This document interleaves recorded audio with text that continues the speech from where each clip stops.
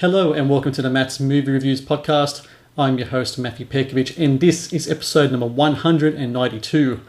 Awards season is officially over.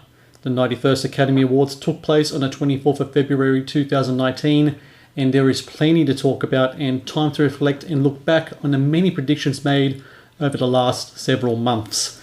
Joining me once again to talk about all things Oscars and awards season is film critic, movie analyst, and one of the busiest guys I know, Shane A. Bassett. Shane, I thank you very much for joining me once again on the Matt's Movie Reviews podcast.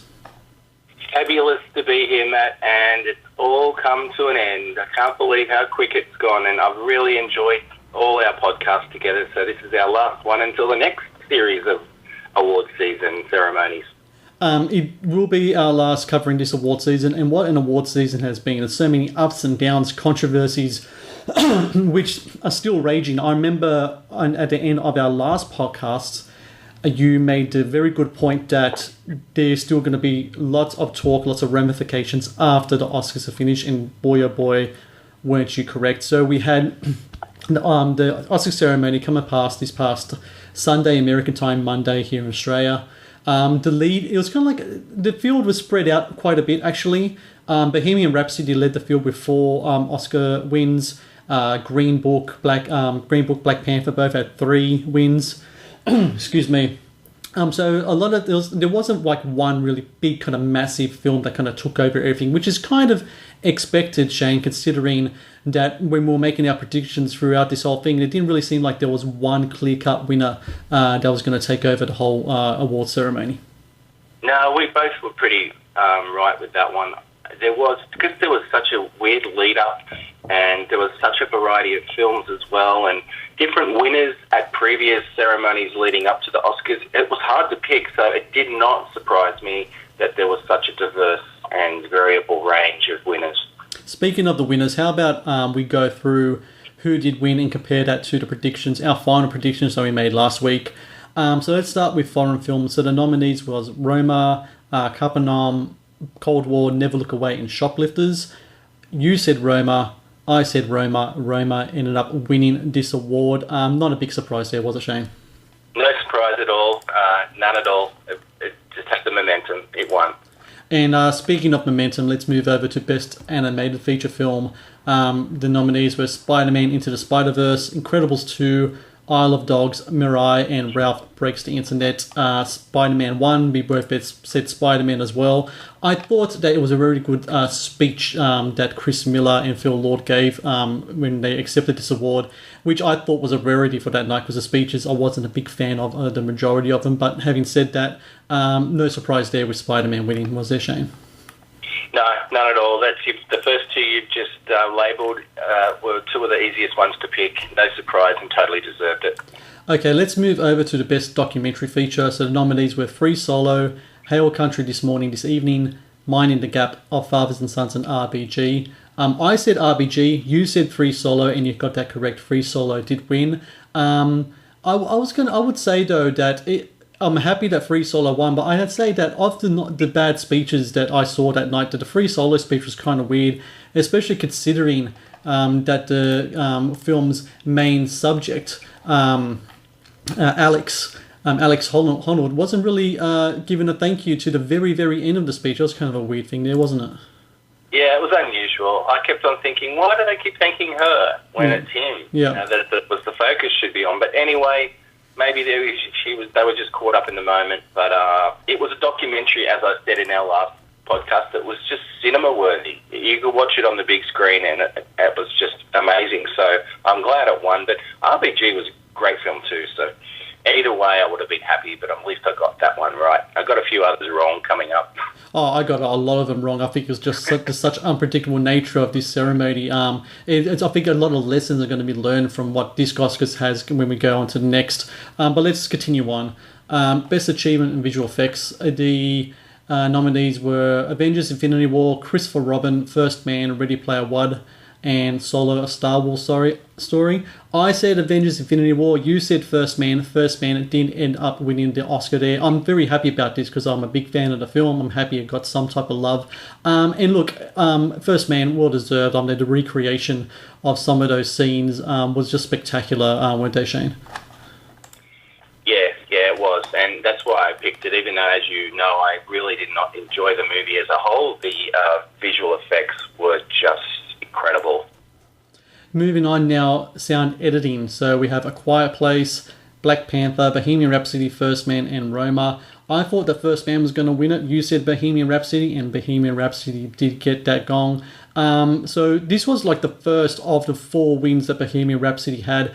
Would you have predicted, Shane, that when this film first came out a few months back, that it will be a 4-time Oscar winner? No, I did not. That's the honest truth. Even though I really enjoyed it and saw it, I've seen it 3 times now, and the audience responded to it on each occasion. You don't hear that very often when you hear audiences clapping in the cinema. Yeah. No, I didn't think it would be a 4-time Oscar winner, but, I just had that feeling because of people loving it so much. I think that obviously influenced the voters. So sound mixing was the next film, and once again, Bohemian Rhapsody took it out. It was up against A Star Is Born, Black Panther, First Man, and Roma. We both thought that First Man was going to win it. The rationale that you had behind that, I was on board with, was that having both Star Is Born and Bohemian Rhapsody, both musical-based movies in the same category, might cancel each other out, but clearly the Academy had different thoughts about that. Yeah, they clearly did, and that's something I won't say again because it proved me wrong. It is a very interesting thing there, the sound awards, editing and mixing. Bohemian Rhapsody, for all intents and purposes, was a really well-made movie. Just in the point that its winner lip-synced through the whole thing, but it seemed just so naturalistic in the way it did it, and I think a lot of that went down to the great sound mixing as well, so good for them. Let's talk about Best Original Song. This was a lock all the way. Shallow won. It beat out All the Stars by Black Panther, The Places Where Lost Things Go by Mary Poppins, I'll Fight from RBG, and When a Cowboy Trades His Spurs for Wings from the Ballad of Buster Scruggs. Lady Gaga, Mark Ronson, Anthony Rosamondo, Andrew Wyatt all won the award. I thought that Lady Gaga's reaction to her win was one of the best parts of the ceremony. I thought she was so very genuinely grateful for winning that. And she's come so far in a long way, from songwriter to pop star to Golden Globe winner, now Oscar winner. I mean, Shane, you can't think of anyone who's had a bigger trajectory over the last maybe 5 years than Lady Gaga. Certainly not. I mean, I first think she came onto the scene 10 years ago, maybe a little bit longer. And, I mean, I've seen her act so many times, and I said this when Star Is Born first came out, and some of my reviews and on my radio segments, that I've seen her act in small roles in totally different types of films, on television and theatrical, and she just has that it factor. I mean, a lot of stars and celebrities have that it factor that sort of comes and goes. You can tell that she's going to be like Madonna or one of these everlasting performers that can do a bit of everything, and I'm so glad you mentioned that reaction of hers because, reactions can be a funny thing when it comes to award ceremonies. Faked or not surprised or just go through the motions. Her reaction was one of the few actually on the night that really made me smile. Yeah, I think so too. Do you think that when it comes to Lady Gaga, the actor, that she's going to go for more roles, or do you think this is going to be something where she's going to go back to music, maybe do acting here and there? I mean, I think she's really great on screen. She gave one of my favourite performances last year. What about you, Shane? Would you like to see her do more stuff? I think she will. I think she's probably smart enough to know that if she's going to be, put it this way, she's going to be offered and given a lot of music-related roles. Yeah. That'll just come with the territory. However, just watch her in American Horror Story and some other stuff that she's done that's non-music related, and she can act. So I hope she's smart enough, and I think she will be. She's gone this far with, obviously a great management team and instinct on what to take.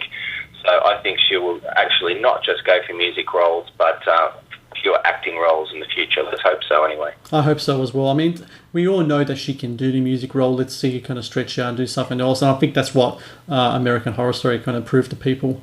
Let's move on to Best Original Score. So we have nominees Ludwig Göransson for Black Panther, Terence Blanchard for Black Klansman, Nicholas Britell for If Beale Street Could Talk, Alexandra Desplat for Isle of Dogs, Mark Shaman for Mary Poppins Returns. You and I both thought that Nicholas Britell was going to take this out for his great score for If Beale Street Could Talk, but Black Panther strikes with its first of 3 wins, Ludwig Göransson taking out the Gong Dare. I was kind of surprised by this one. I knew that it could have been a shoo-in for a couple categories, but score I wasn't so sure about, but clearly the Academy really liked it. I was struggling a bit though to remember how any of the score went. I know some of the original songs, I remember those. The score, not so much. What did you think of that, Shane? Yeah, it surprised me too, and it had me worried because If Beale Street Could Talk, as far as I'm concerned, it was the best by far out of the 5 nominations, but that's just my personal opinion. And the score is sort of difficult to remember from Black Panther as a standout. So I was worried that, okay, it's won this one, that means it's going to keep winning, like Things We Don't Expect, which, you know, it didn't get Best Picture, of course, but it did win a couple more. We'll talk about them. I will be on those ones soon, but before we go to costume design, let's talk about makeup. Only 3 nominees here. So the movies Border, Mary Queen of Scots, and Vice were all represented. Vice ended up winning, once again, a shambolic speech by the people who won the award there. Having said that, though, I think out of the 3 films here, Vice was definitely much deserved Oscar win, don't you think, Shane? Yeah, great that it won, and it deserved it, but you're right, shambolic speech, and if there was ever a time for the orchestra to cut in, that was the time. It definitely was. Is it me, or did the speeches seem a little, like the allocated time for speeches seemed a little bit longer this year compared to other years? Yeah, they did. I don't think it was announced, but you could tell. Yeah. You could tell it was. You know, they had to. They wanted to keep it under a certain time limit, but they also wanted to pad it out because there was no, you know, real hosts and not as many little monologues and things by different people or montages. You know, we had them, but not as many as normal. It just seemed like it was trying to get streamlined. So I think that's when it came to the speeches, they did allow a little bit of extra time. Yeah. Let's move on now to Best Achievement in Costume Design. The nominees were Ruth E. Carter for Black Panther, Sandy Powell for Mary Poppins Returns, Alexandra Byrne for Mary Queen of Scots, Mary Zophers for Ballad of Buster Scruggs, and Sandy Powell for The Favourite. You and I both thought that at least one of the 2 Sandy Powell nominations was going to go there. We both went with The Favourite, but it was Ruth E. Carter who won for Black Panther. She actually gave a really good speech. I rather liked the speech, actually. And a lot of people think that one for Black Panther did the right thing, and thanks Ryan Coogler, because he was definitely the drive and the director and the story writer behind everything Black Panther. So clearly, it looks like the superhero movie has made its mark here. Already 3 wins for Spider-Man, a win. So 1 win for Spider-Man, 2 wins for Black Panther. At this point, I was thinking to myself, well, you know, maybe Black Panther does have a strong chance to get something in regards to either Best Picture or another nomination. What did you think of its win here? Firstly, you just spoke my thoughts because I started to get really worried that Black Panther was going to win Best Picture. However, for costumes, I'm really glad that she won, and what I didn't realise is she was so well respected. All these other celebrities came out on social media and congratulated her, people who had worked with her before many years ago on different projects. So I'm glad. And Black Panther costumes were very, very good. It was a good year for costumes, and I think that was a deserved winner. Let's go now to production design. Nominees were Black Panther, First Man, Mary Poppins Returns, Roma, and The Favourite. We both thought that Roma had it in the bag, but once again, Black Panther with their 3rd win there for production design. So clearly, Wakanda, as presented in the film, had a big impact in its design, in its kind of philosophies and such. I've heard one person actually compare what Black Panther did for Wakanda akin to what Lord of the Rings did for Middle Earth. It's kind of like that kind of had that kind of element to it. It was very kind of took you out of your seat, took you into this place. It was very convincing. I myself found that was one of the best parts about of Black Panther, the way it presented the world which this hero lives in. I was almost certain that Roma was going to pull it out, but Shane, Black Panther, win number 3 here. What did you think of its win? Deserved? Oh, the more I think about it, yes. I mean, I really am surprised that Roma did not win this one. because it was so glorious in black and white and just the way it was all done. But it's like, you're right, the Middle Earth thing, because Wakanda has instantly become a fantasy place that people want to go to or can relate to. I mean, on the red carpet, I don't know if you saw this, there was a group of kids there that they brought on to get interviewed who were all dressed as Black Panther. Yeah. And it was just amazing. It was really good. They were underprivileged kids, and they had something to sort of aspire to. And it really has had an impact, as much as, I'm not going to keep going on about the movie because it was a good movie, but you're right. I think the whole Middle Earth comparison is correct, and we might have like a Wakanda world sometime to go and visit at one of the theme parks. I wouldn't be surprised, actually. Like Marvel opened up their own theme park, or maybe Disneyland will do something with it, considering Disney pretty much owned Marvel films. So, yeah, that's a very good prediction there. When it happens, we have to make sure that everyone knows that you said it first. 100% there. And I just want to also to re-evaluate what you just said about the Black Panther winners all just acknowledging Ryan Coogler, because that's great. And every time I heard Ryan Coogler's name mentioned in those speeches, there were claps and cheers in the audience. Yeah. Like, that doesn't always happen either. So Ryan Coogler is obviously just a big influence on a lot of people.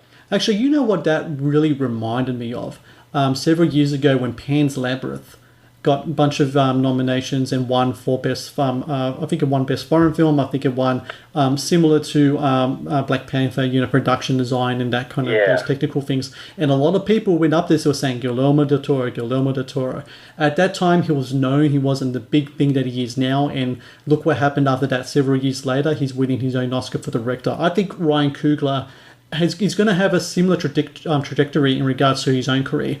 He's already done great things with the Creed movie, with Black Panther. I think the next 2 or 3 films we're going to see some really cool things from him. I wouldn't be surprised that maybe 2 or 3 Oscar ceremonies from now, we're going to see him as an Oscar winner in his own right. Oh, yeah, and going back to Fruitville Station, another one clearly showing his talent. I think so as well. Let's move on now to the editing category. This, as I said in our last podcast, is my least favourite category in regards to the nominees involved. So the nominees went to Barry Alexander Brown for Black Klansman, John Ottman for Bohemian Rhapsody, Patrick J. Donvito for Green Book, Yorgos Mavrosaridis for The Favourite, and Hank Corwin for Vice. I said Vice. You said a favourite. The winner ended up being Bohemian Rhapsody, and film Twitter pretty much melted down afterwards because Bohemian Rhapsody, when it was announced as a nominee, had a lot of people on Twitter especially just going totally crazy in regards to showing clips and of over-edited scenes and such. And I always said that the reason it got that editing nomination was because of the Live Aid scene that closed the film, which is one of the best scenes throughout the year. Say what you ever want as a movie as a whole, but those last 20 minutes, man, there was some great filmmaking there, and I think that's why it won the editing Oscar. It's funny how it just went into meltdown because, a lot of people were just writing off editing, but they were really writing off the editing for, a 5-10 minute sequence. Whereas the whole movie behind the scenes was chaotic by the end of it. Yeah. And editors are the ones who made it slow and made it what it was. So as much as I didn't tip it to win, because I really loved the editing in The Favourite, Bohemian Rhapsody, the more I think about it, is a deserved winner. And it wasn't me as part of that Twitter brigade. No. Because I get what they were saying, but they were only evaluating a small sequence, not the whole film. And I think you and I need to touch on that a little more after we talk about the film nominees, especially after the Best Picture nominees, because I'm sure there's a lot to be said there as well. Oh, yeah. So let's move over now to cinematography. Nominees were Matthew Libatique for Star is Born, Lucas Zal for Cold War, Caleb Deschanel for Never Look Away, Alfonso Cuarón for Roma, and Robbie Ryan for The Favourite. I said Alfonso for Roma, you said Robbie Ryan for The Favourite. The win went to Alfonso Cuarón. Actually, he won 3 awards tonight. He could have been 4 at the end. They didn't get there. Actually, I'm just trying to look here. Yeah, 3, because we got the foreign film, we got cinematography, and later on we're going to talk about director, which is such a huge feat for him. I mean, I was predicting 4 for him, but he did get 3 out of 4. Such a great feat. I think his win here is very deserved as well. I like I said in the last podcast, I think he's one of the best filmmakers of his generation. Definitely one of the best filmmakers working today. And look, I love his acceptance speech as well. I think that Alfonso Cuarón is definitely going to be a director that we're going to see create some really, really great films in the future to come. Yeah, I totally agree with everything you just said, and I'm glad that he won. 3 is a huge thing for a Netflix film that, who would have thought back before it got released that was going to happen. Let's move over to adapted screenplay. Now, this we got correct. So the nominees were A Star Is Born, Can You Ever Forgive Me, If Beale Street Could Talk, Buster Scruggs, but the winner was Black Klansman. So that was Spike Lee, Charlie Watchell, David Rabinovitz, and Kevin Wilmot. You all know both said Black Klansman was going to get it. Black Klansman did get it. It was really cool to see Samuel Jackson being one of the presenters to present Spike Lee his first Oscar.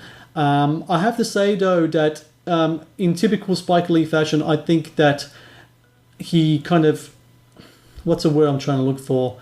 He hogged the limelight a little bit. There were 4 nominees up there, and only a limited amount of time, and he took up all that time with his acceptance speech. What did you think of the way he accepted the award for this category? Oh, I was okay with it, and I kind of expected it because I actually saw him being interviewed by Ryan Seacrest on the red carpet, and part of his chatting, to Ryan was, I deserve it. That was something that, and he sort of laughed and went, oh, maybe he shouldn't have said that, but Spike really wanted it, and he said he deserved it. So it did not surprise me, the things he said on stage, but I was okay with it, and you're right about Samuel L. Jackson. They've had such a long working relationship, and probably a friendship, obviously, too. That's good, because Samuel L., before he was known like he is now, he was in a few really early Spike Lee movies, so that's great. One of the best roles Samuel Jackson ever did was the role of Gator in Jungle Fever, which came out in 1991. That was a good movie, that was another one that was a lot of racial stuff in that, but ahead of its time almost, because it wasn't afraid to have that message, and that was a good movie, a good poster as well. Hands connecting. Yep, definitely. Let's move over now to Best Original Screenplay. Now, this was my first kind of shock of the night. So the categories were the nominees were Paul Schrader for First Reformed. You have Nick Vallelonga, Brian Hayes Curry, and Peter Farrelly for Green Book.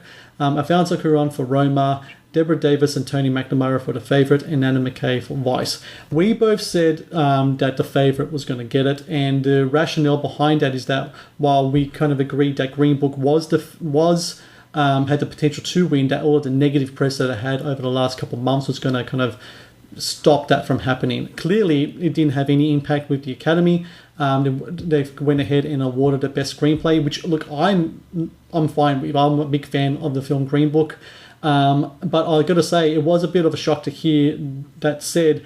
Number one, it was kind of shocking to see Peter Farrelly, the director of The Something About Mary and Dumb and Dumber, with an Oscar in his hand. And number two, it was very, very kind of a bit of a shock to see Nick Vallelonga, considering all the things said about him and all the controversy surrounding him in front of that audience that's very liberal, very left-leaning. Not a big fan of what he's been doing over the last couple of months in regards to old tweets came up there as well. You can almost cut the tension with a knife, actually, while watching that. What about you? Were you at all shocked that Green Book got this win? Yeah, I was shocked, and that was when the beginning of me starting to get a little bit upset at things that were going to pan out. I obviously wanted the Aussie Tony McNamara to be up there in the winner's circle, not only because of he's an Aussie, but because he deserved it. I think The Favourite still deserved it, and you're right, the lead up and the controversy, and obviously it didn't affect the voters, and that's what it comes down to, the Academy themselves, but not sure it really deserves it, but I'll leave it at that. Let's move over to now Achievement in Directing. The nominees were Alfonso Cuarón for Roma, Anna McKay for Vice, Paweł Pawlikowski for Cold War, Spike Lee for BlacKkKlansman, and Yorgos Lanthimos for The Favourite. We both said Alfonso, and sure enough, Alfonso Cuarón won the award. That was his second directing Oscar. The first one was for Roma. This was his third Oscar of the night.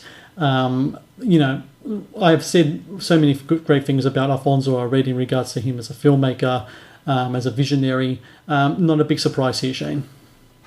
No surprise at all, and I'm very happy for him. I think he should have won for Gravity. I thought that directing of that movie was pretty outstanding too. I'm not sure he was even nominated, but I just love bringing up Gravity because people forgot he directed that. I was sort of sad for Spike because it would have just been awesome to see Spike receive a directing award, but his time will come, I'm sure of it. Just to correct you there, Alfonso did win for Gravity back in 2014, and also won for editing that year as well. Well, there you go. I'd totally forgotten about that. I thought he did not win. So, yes, I'm just looking at it now. You're right. Fantastic. Well, makes me love the movie even more. And prior to that, you got nominations for Children of Men and Yotumama Tambien back in 2001. So he's been around for a while. I'm pretty sure he even did a Harry Potter entry. I'm not sure which one it was. Yeah, he did. I think the third one, if my memory is correct, which obviously it's not sometimes because I forgot he won director for Gravity. I'm trying to think which Harry Potter was. I think it was the second or third. One of the early entries definitely there.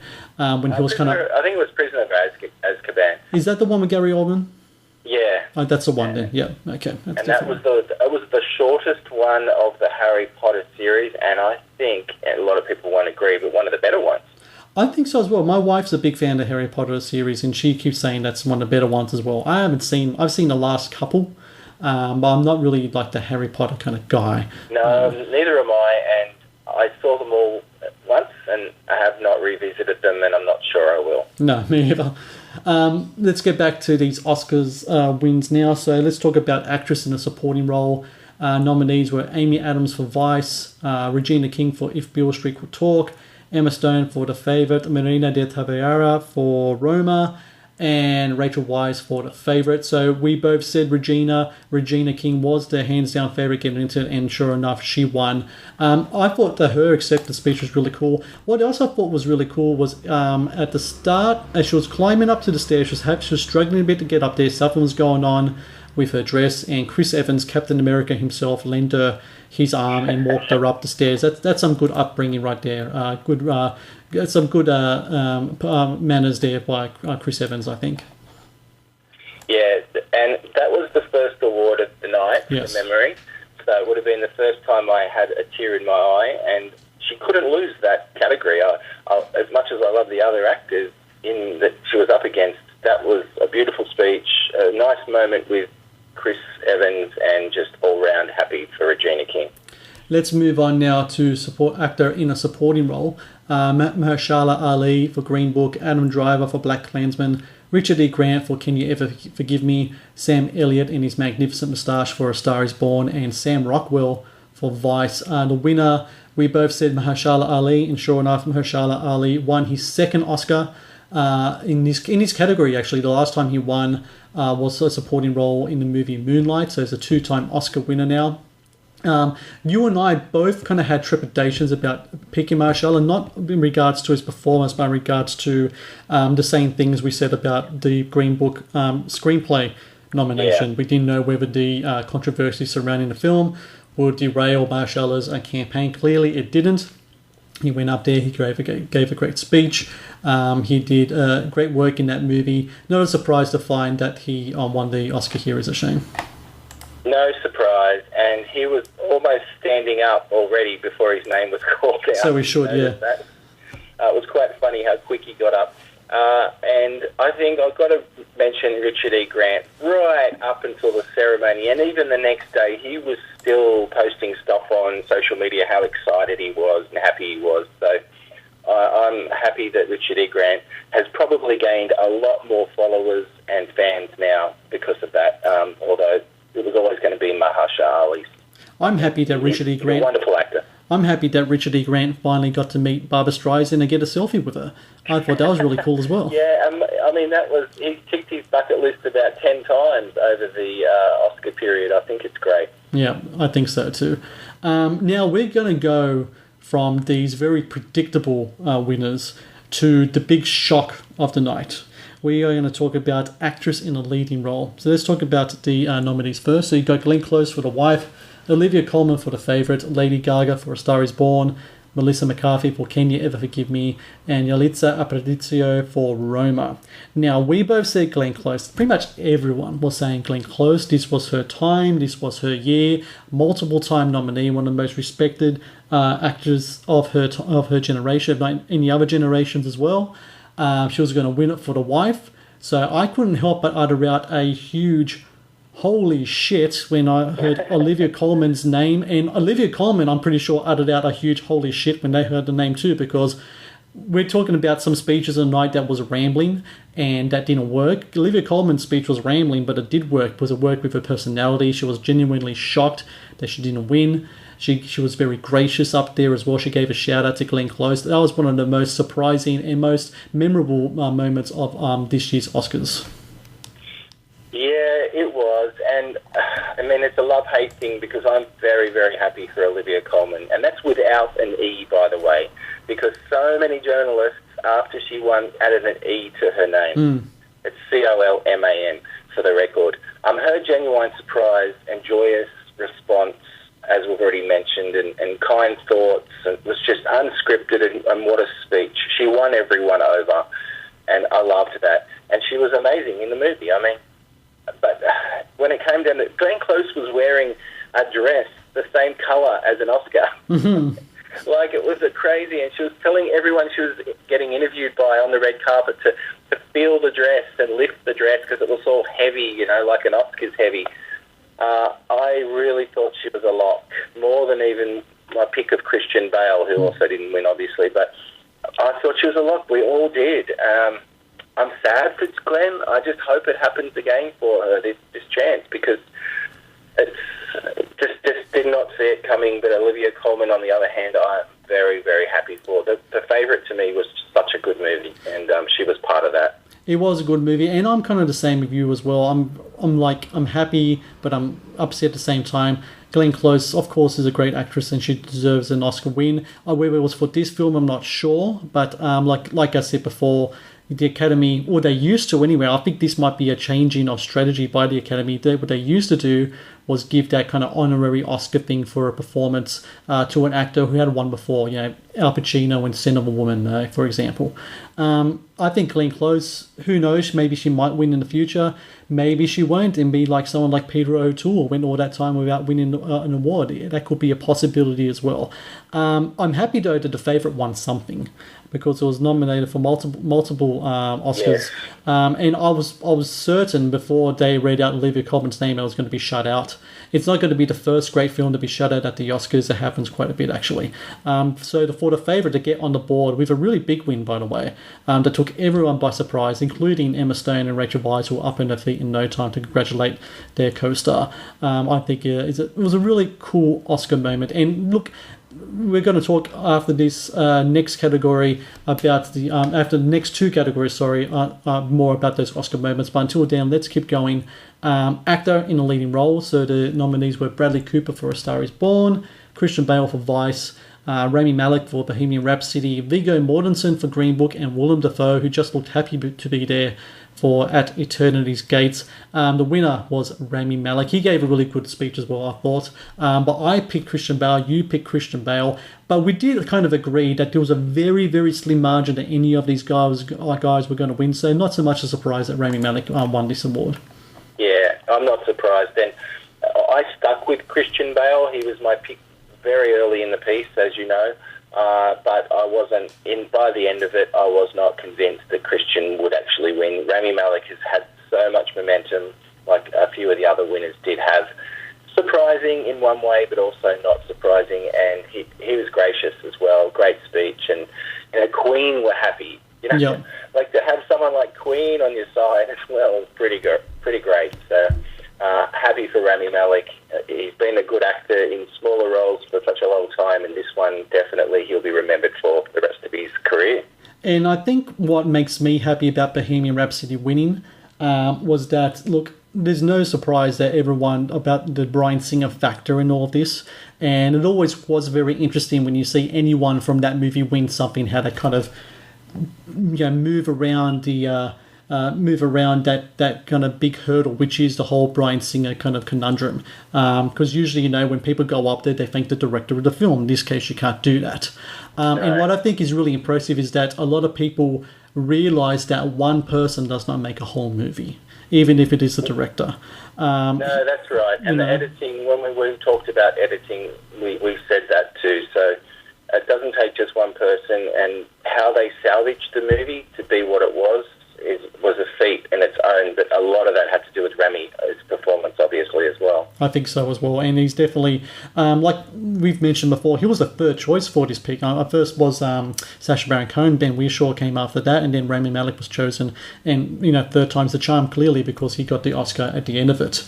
Now we're going to go to the big kahuna, the big controversy of the night. So let's talk about Best Motion Picture of the Year. So the nominees were A Star Is Born, Black Klansman, Black Panther, Bohemian Rhapsody, Green Book, Roma, The Favourite, and Vice. We both thought that Roma was going to win it. I was sure that Alfonso Cuarón was going to build his way up there. He was going to get those other wins. He was going to get all the way up there and get the Best Picture. But Green Book won instead.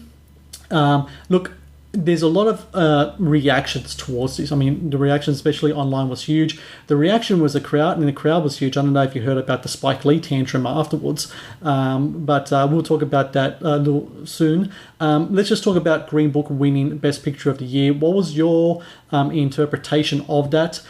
Did you think that this wasn't so much of a surprise? For me, I didn't think it was too much surprise. I had like 2 or 3 films up there. I thought it was either going to be Roma, Bohemian Rhapsody, or Green Book that was going to go win this gong. Clearly, I went Roma way. Didn't happen. What do you think, Shane, when you heard Green Book won the award for Best Picture? Yeah, I in all my radio segments, when I was getting asked, I did throw, Black Klansman and Green Book were the other 2 movies, along with Roma, I threw into the mix as possibles. But, I also went a little outside the box by saying Green Book. I don't know, because it's entertaining, it has a message. It's not, to me, is a Best Picture winner. It isn't. And I know there's surprises and shocks every year. There's at least 1 or 2. And it just, I don't know. It was up against some real quality stuff and better filmmaking as well, as far as I'm concerned. So it really did shock me, and that was when I didn't blow my fuse, because I don't normally get angry about anything, but I was surely disappointed, and I could not believe it when it did happen. I'm okay with it now. I've calmed down a bit, but my opinion is it just does not deserve to be a great Best Picture winner and go down in the halls of fame with so many other great films. I think a thing that a lot of people think when it comes to Oscars is that the Best Picture of the Year is actually the best film of 2000 of that year, and it's clearly never the case. I mean, the Oscars are its own kind of like little kind of bubble in the whole kind of movie world. It did get the gong, but it's not necessarily the best film. And I think a lot of it comes down to the quality of films that was nominated this year. When you have Bohemian Rhapsody and, in my opinion, Vice in contention for Best Picture, I think anything goes, really. And what I felt really interesting out of the whole thing was that I was sure Roma was going to win. And I mentioned last week that when it does win, I thought it was going to change things in regards to the relationship between streaming services like Netflix and the overall Hollywood community. We talked about the Cannes Film Festival, their refusal to show Netflix films, etc. Do you think, Shane, that because Roma is a Netflix movie, because it's based on a streaming model, that maybe that might have had an effect in any way with the Academy, maybe more the traditional voters in regards to what they were going to honour as Best Picture? Yeah, I think so. I think that had a lot of people on their mind. And when Academy voters vote, they don't just do one movie. They're putting in a top 3, I think. So they have to get rounded out. So Roma might have been like a 3rd or a 2nd on many people's lists rather than a 1st, which would automatically automatically make it go down as well. But, they were talking early days of doing that popularity category, as we know that they canned. I reckon the Academy have just rammed it up everybody by giving it to Green Book because it's a popular movie. It was a crowd pleaser across all age demographics, and maybe that's my theory that's why it's won. Yeah, and also just looking as if you're analysing the whole kind of field, what was happening in regards to this, before Green Book hit that hurdle of all that controversy, it was actually a lot of people were predicting it could be an Oscar winner. It was only in the last kind of couple months or so when a lot of these things come out that people are like, oh no, what's going to happen here? It's going to derail his chances. Clearly it didn't have an effect with the Academy. Some people were saying to me that they thought Black Panther was going to win. And look, I got to say to everyone out there, if you think Black Panther was going to win Best Picture, you got another thing coming because it didn't get any actor noms. It didn't get director. There's so many things. It didn't even get adapted screenplay. If it had adapted screenplay nomination and a chance to win that, then maybe. But a lot of these things, it's almost like almost like mathematics. One thing plus another thing usually equals the other. And Green Book winning a performance award, winning a screenplay award, those kind of things gives it traction. So I wasn't surprised that it did win. What I was surprised by was that, look, a lot of people, whenever an Oscar, someone wins, whenever a film wins an Oscar, there's going to be a lot of people who are not going to like it, regardless of what the film is. I think it's very rare that there's a clear consensus of what an Oscar Best Picture winner is. What I didn't like post this was that a lot of people were stating, number one, that it was a repeat of when Spike Lee lost out. Spike Lee's Do the Right Thing lost out to Driving Miss Daisy back in 1990. Now that's just a falsehood because a lot of people forget this, and I did it myself until I looked back at it. So that year, Do the Right Thing got nominated for 2 awards: Best Screenplay and Best Supporting Actor. Right. It wasn't even nominated for Best Picture, so it couldn't lose out to a film it wasn't even nominated against. In the two categories it did get nominated against, screenplay was Driving Miss Daisy did win a screenplay award, but that was for adapted. The category that Do the Right Thing was nominated for, Dead Poets Society won that. And in the supporting actor nom, Daniel Aiello got nominated for Do the Right Thing, and I forgot who got nominated for Driving Miss Daisy in that category. But regardless, Denzel Washington won for Glory, so there was no thing there. Spike Lee afterwards was saying stuff like, I can't believe I lost out to Do the Right Thing again. He didn't. I mean, it just didn't happen. It's people rewriting history to fit the narrative of today. It just didn't work. And the other thing I didn't like, and I had a few people actually, I was actually having some online arguments with people in regards to this, which is very teenagey of me, and I shouldn't do it anyway. But a lot of people were saying that if you support Green Book as a win, that there's something wrong with you as a person, especially in regards to your view of race relations, i.e. you have some type of racism in you. And I don't think that's true as well. I just think I thought it was a really good movie. I liked the film quite a bit. I don't think it should have won Best Picture, but I wasn't surprised that it did win Best Picture. And even if it did win Best Picture, in my opinion, my top 5 movies of the year, I think only one was nominated for an Oscar. So, it's subjective at the end of the day, isn't it? Yeah, and I mean, Driving Miss Daisy director, Bruce Bassett, the Australian, of course, legend, he was not nominated either. No. But his film won. So it can happen. It can certainly happen. The winners for the act, I think all 3 main actors won: Dan Aykroyd, Jessica Tandy, and Morgan Freeman. So it had that for it, as plus other awards too. It just cleaned up that year from memory. But the tantrum thing, as you call it, from Spike, I mean, do you think it might have been a little bit overplayed in social media, or it all did actually pan out that way? From what I've read, the trades reported that when the name was announced, Green Book, he threw his arms up in the air and tried to walk out of the auditorium, at which point security said, Mr. Spike Lee, sir, you have to sit down, you can't leave until the film is finished. At that point, Jordan Peele, the writer and director of Get Out, and also of the Peele, I'm drawing a blank on the sketch show. What was the sketch show he did again? Peele and... Key Keen and Peele? Keen and Peele, thank you very much. I can't believe I forgot that because I used to watch that all the time. Approached Spike Lee in an attempt to calm him down. So something happened, definitely happened. And it wouldn't surprise me if Spike Lee did do that, because of all the things that Spike Lee is, one of the things I think he's proud of is that he's an irritating pissant. I mean, he's that kind of guy that's going to push boundaries. He's going to say things. He's going to do things. It's there in his movies. It's there in his personality. I don't know if you follow anything about basketball, but NBA basketball fans have known for years about Spike Lee, about his taunting on the sidelines to NBA players. These things are made of legends. It's just his personality. So I wouldn't be surprised that did happen.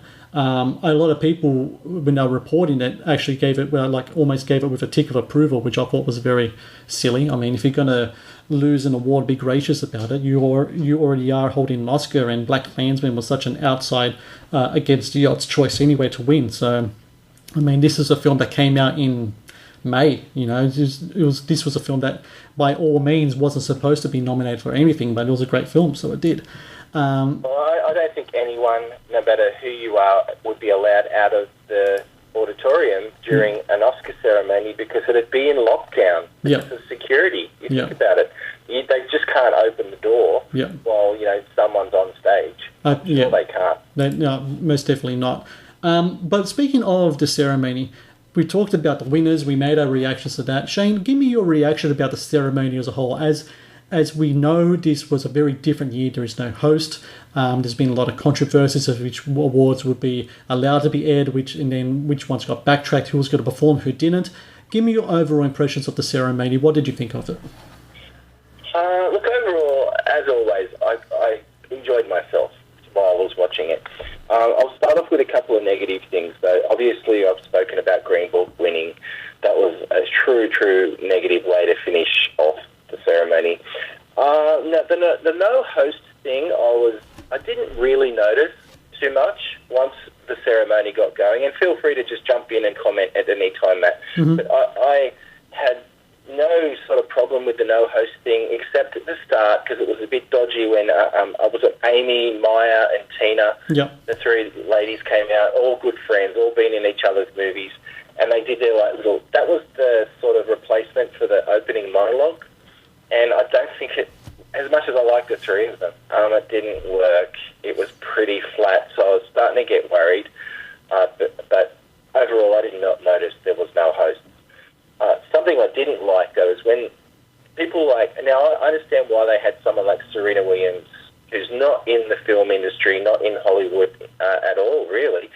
She's done cameos, I think, in a few movies, but that is about it. And she came out and introduced A Star Is Born. Now, it's just, there was no hello, no smile. She just basically walked out, read off a teleprompter, and that was it. Yep. Why? That's not going to bring in extra viewers and things. I just don't understand it.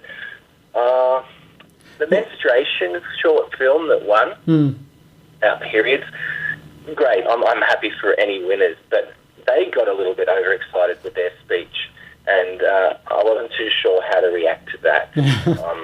I don't think no one was. No, I'm not writing it off. I'm not saying anything too negative because who knows? But it was a funny one and something I never thought I would expect to hear at a Oscar ceremony. But hey, anything can happen. I always say that. Some good things. Now I've already touched on a couple. I love the Olivia Colman surprise response was brilliant. I think overall many of the reactions were great. Gaga and Cooper brought me to tears. That was, can I stop you there and say that was fantastic. We weren't sure exactly how they're going to pull it off. That was fantastic. I think some people were joking that it seemed like they almost made a baby on screen up there because it was just so palpable. The chemistry between them that we saw in that film was just electric. And it almost felt like we weren't watching an awards ceremony. These things can usually be stuffy affairs, which is why usually they have a host in the first place, right? To kind of lighten things up. That was just absolutely brilliant. And it was so brilliant that even Australia's famous angry crackpot, Alan Jones, was giving its praises last night on Sky News. And he showed the whole thing and he was just talking about how fantastic it is. And I think what was really good about that moment is that it almost it worked amongst all demographics. A lot of people loved that film. A lot of people watched that film, and them two are the reason why. Just the chemistry between them and what they did on stage, it was just fantastic. Like we were discussing before whether there was going to be a 90-second limit. Clearly, that was more than 90 seconds. And they both got to put in their stuff. Bradley sounding great. Lady Gaga was excellent when they got together by the piano. It was just electric. I loved every bit of that. Yeah, well, I believe the ratings were higher this year than last year, and that's great. And I think that's an overall average. And I believe that Gaga and Cooper having such a great, now they've done that movie together, they just got up out of their seats and walked up on stage and started performing it. You know what I mean? They didn't come out from out the back. They weren't already sitting there in the dark and the lights came up. They just stood up and walked up the steps and hit it. And that was awesome too. I thought that was fantastic as well, how they planned that whole thing. Supposedly, Bradley Cooper was a creative force behind it. He's the one that came up with all those suggestions. Oh, really? Yeah. Well, there you go. That shows that he's a decent director as well. I shouldn't say that. I'll stick with a couple more musical moments. Queen, I think that was a great opening. I don't know what you felt about that. I like Adam Lambert, and I thought he did a very good job. Bette Midler, who is one of my favourite people of all time, the Divine Miss M performing the Mary Poppins song. I wasn't sure how that would go. I do believe it went very, very well, though. Yeah, it's a really great it's a great composition, and she's a fantastic performer, of course. So it was a good match. And two more quick things. In the red carpet at the start, they actually interviewed a whole heap of young millennials about Lady Gaga, what it means, what she means to them. And it made me cry my eyes out. You know, she's looked up upon not just by people our age, obviously, for her acting and talent, but just for her inspiration to kids. Yeah, that's amazing, and that brought me to tears. And see, that is another reason why more people were interested in the Oscars this year. Absolutely. I mean, I don't know if you know much about Lady Gaga and the relationship with her fans. She calls them her little monsters. And if you want to see an example of how a big-time celebrity, whether it be a pop star or actor or whatever, can interact with her fans, Lady Gaga is a textbook example of how it can be done right. She's on all of her platforms. She talks directly to her fans on her platforms. She gets down and dirty with them. They confide in her. She's like a person that they can almost go to and say anything to her without any judgment, and she'll love them unconditionally. And I think that's a very kind of special thing between celebrity and their fan. It doesn't always work, and I think a lot of that has to say about how good Lady Gaga is in regards to handling a relationship like that. It's one thing when you're talking to people one-on-one. Imagine having tried to have millions of people talk to you. I mean, you can only imagine just how much of a struggle that can be, but she clearly knows what she's doing there, and it's paid off for her big time. Oh, yeah. And I don't know if I liked it or disliked it, but at the time I was enjoying it when Wayne's World had a reunion. Yes. We had Mike Myers and Dana Carvey come out and do their little routine. And I love that movie so much. I actually love the sequel as well. That's so good. Part of my youth and just loving that kind of comedy. To see them coming out together, who had a rift for a long time. I don't know if you knew that, but they didn't speak for many, many years. Yeah. And they did well. It was great to see them. Maybe we'll have Bill and Ted next year. I hope so. Well, they are making a third Bill and Ted movie, so who knows what will happen there. But see, a lot of people found Queen through Wayne's World. I myself, first time I heard any Queen, or especially the song Bohemian Rhapsody, was from that Wayne's World movie. You know, the famous scene where they're in the car at the start of the film and they're doing the vocals. It's a fantastic scene in the annals of pop culture. And it was really was great to see them up there on the stage. For myself, in regards to the ceremony, I thought it was pretty good. Much better than the last few Oscars, I have to say. I was never a big fan of Jimmy Kimmel as an Oscar host. Neil Patrick Harris didn't do anything either. Seth MacFarlane, I didn't have any. In fact, the last ceremony I probably liked was Hugh Jackman. I thought he really brought something to it. Having said that, though, I do think a big ceremony like this needs some types of identifying personality to drive it along. And I think while this year not having a host worked out in some respects, I think having a host at times does give the film does give a consistent tone and a consistent personality to an award ceremony. But look, having said that, this year I think, considering all the things that were stacked against them, and I have to say by their own fault, the people behind the Academy Awards this year did a pretty good job. Like you said, the ratings were up. I think they were up 12%. I'm going to put a lot of that towards the Lady Gaga fans and the interest in films like Bohemian Rhapsody and Black Panther. And also, definitely. I think their runtime is 3 hours 20 minutes, which in its own is pretty impressive. Usually these things can go almost near up to 4 hours. I mean, it can happen. I think the only thing that I didn't like in this whole thing, some of the reactions, especially early in the ceremony by some of the winners, were a little like on the nose. Also, especially the Vice makeup people and Free Solo. I mean, if you're going to be nominated, have a speech ready. I mean, you never know. You could win. Go up there, do your thing, and then, get off. Let's get this show kind of rolling. I think the other thing, they kind of, look, it was predictable as well. This is the Hollywood we're talking about. A lot of it was very kind of politically driven as well. When I watch my movies, I want to keep that stuff to the wayside. Let's just get to the movies. Let's focus on entertainment. I don't know if you know this actually, but Donald Trump came out and gave a big swing towards Spike Lee online, and now they're having a bit of a feud as well, which is just so stupid. I mean, if you're the president of the United States, stick to other stuff. You don't need to get into that nonsense. I mean, the whole thing is just really silly. So that part of the equation I could do without. But overall, look, if I was going to give it a mark out of 10, I'd probably give it like a 7 out of 10. I think it was pretty good. But my favourite thing out of all of it was the musical performances, from Queen to Bradley Cooper and Lady Gaga. All of them hit the spot. Jennifer Hudson at times was a bit pitchy, but it's that stage is notorious for not having the best acoustics and stuff, so that thing can happen. But overall, I think it was a really good ceremony. She's so good. Yeah, she is really good. I mean, Oscar winner herself for Dreamgirls. It's about 10 years ago. How about the pairing of Aquaman and Helen Mirren? That was really cool. That worked. That's the buddy cop movie we're waiting to happen. It is. It probably would work. I think Helen Mirren could match with anyone, though. She's that good. But it was just an unusual choice. And I do like how the Oscars have always traditionally done that. Put different people together, but that worked. Yeah, I think so too. And look, I think it confirms to me as well how Jason Momoa has become a bona fide movie star. He really has. He's just got such a presence towards him.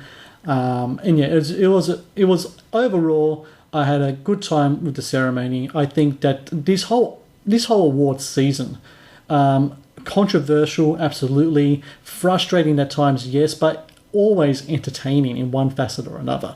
I mean, I don't think I've seen so much things happening in regards to decision makings and withdrawals and just all the controversies behind it. I think it's just been really incredible.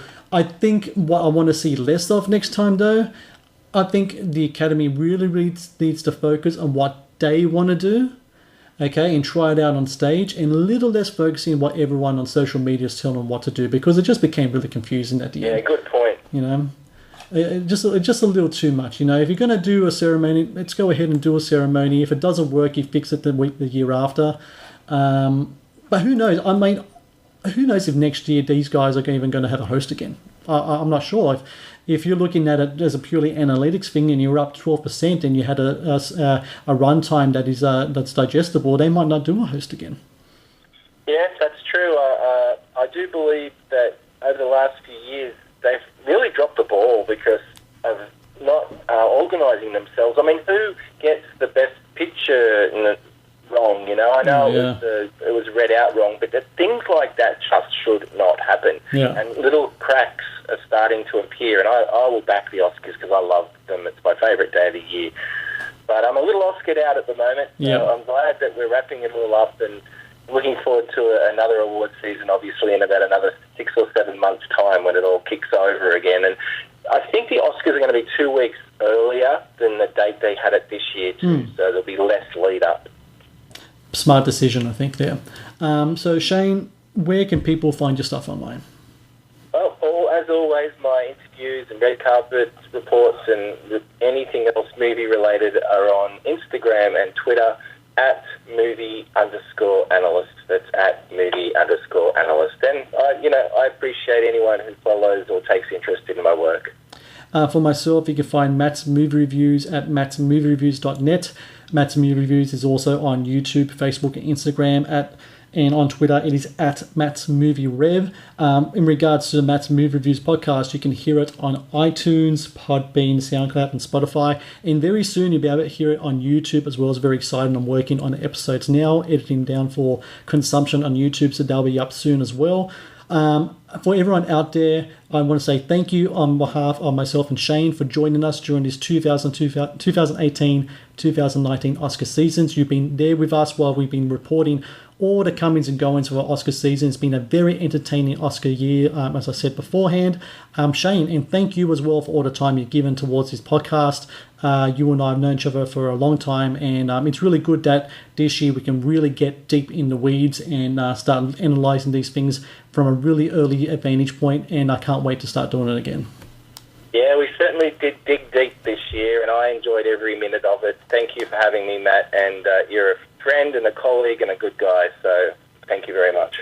All right, Shane, I'm sure now that we're going to be deep within new movies coming ahead, we're going to see each other at screenings, and hopefully we can do a podcast or two until Talking Oscars starts up again early this year. Yes, count me in. I'll always make time for you. All right, see you later, Shane.